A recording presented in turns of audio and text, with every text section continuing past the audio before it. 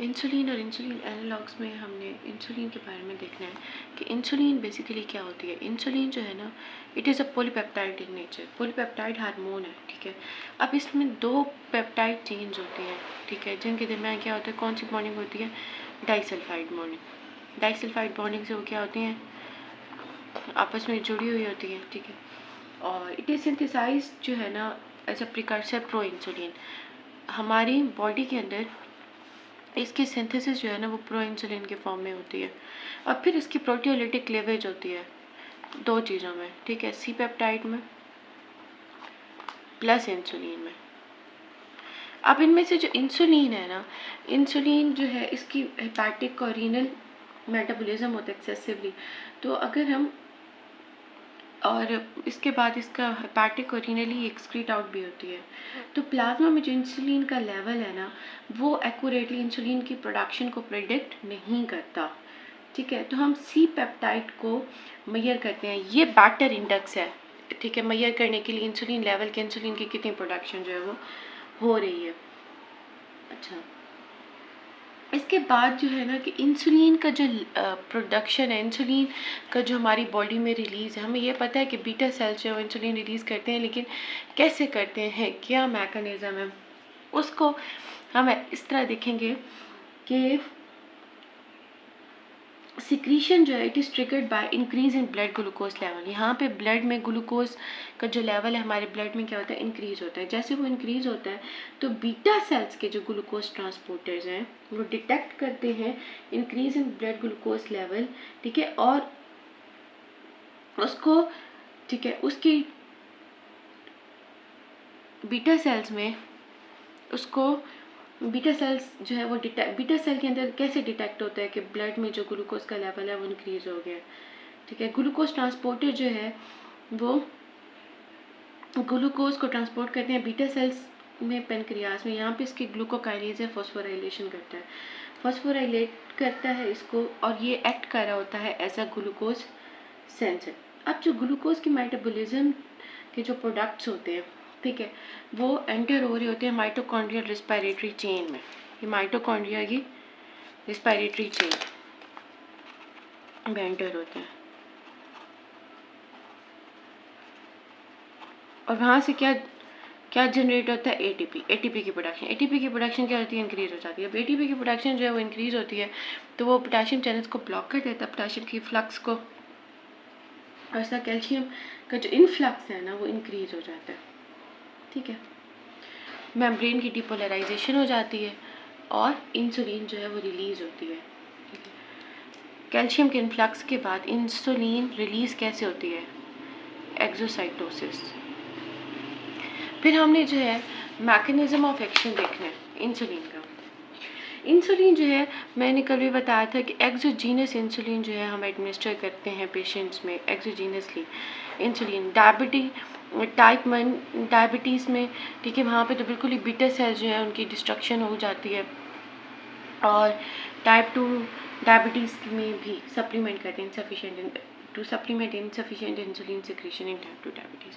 फिर हम इंसुलिन की जो है ना फार्माकोकाइनेटिक्स देख लेते हैं। काइनेटिक्स में हमें ये देखना है कि ह्यूमन इंसुलिन की जो है ना प्रोडक्शन हो रही है बाय रिकम्बिनेंट डीएनए टेक्नोलॉजी, ठीक है, रिकम्बिनेंट डीएनए टेक्नोलॉजी के थ्रू, ठीक है। स्ट्रेन्स हम यूज़ करते हैं इसमें, इकोलाई के स्ट्रेन्स को यूज़ करके या फिर यीस्ट के स्ट्रेन को यूज़ करके। फिर उसमें जो है ना जेनेटिकली हम चेंज भी कर सकते हैं, जेनेटिक चेंजेस भी ला सकते हैं, मॉडिफाई करके अमाइनो एसिड का सीक्वेंस ना, मॉडिफिकेशन ला के ना अमाइनो एसिड के सीक्वेंस में इंसुलिन के हम जेनेटिक चेंजेस ला सकते हैं। किस तरह से डिफरेंट फार्माकोकाइनेटिक प्रॉपर्टीज़ वाली इंसुलिन आप प्रोड्यूस कर सकते हैं, मतलब जिसका डिफरेंट ऑनसेट ऑफ एक्शन होगा, डिफरेंट ड्यूरेशन ऑफ एक्टिविटी होगी, ठीक है। अब हमें ये पता है कि जो ओरल इंसुलिन है ना, वो ओरली अगर हम इंसुलिन डायरेक्ट दें, ठीक है, तो ये क्या है, पॉलीपेप्टाइड है। पॉलीपेप्टाइड है तो जीआईटी में इसकी क्या हो जाती है, डिग्रेडेशन हो जाती है, ठीक है। तो इसलिए हम ना इसको सबक्यूटेनियसली या फिर आईवी एडमिनिस्टर करते हैं। और एक और प्रिपरेशन भी है, इनहेल्ड फॉर्म में भी अवेलेबल होती है, ठीक। इनहेल्ड फॉर्म में भी इंसुलिन अवेलेबल होती है। कंटिन्यूस सबक्यूटेनियस इंसुलिन की इन्फ्यूजन भी प्रेजेंट है। एक हमारे पास इंसुलिन जो है वो इंसुलिन पंप की फॉर्म में भी प्रेजेंट है। इंसुलिन पंप में क्या है, ये कंटिन्यूस जो है ना सबक्यूटेनियस एडमिनिस्ट्रेशन होती रहती है इंसुलिन की, ठीक है। इसके अलावा जो है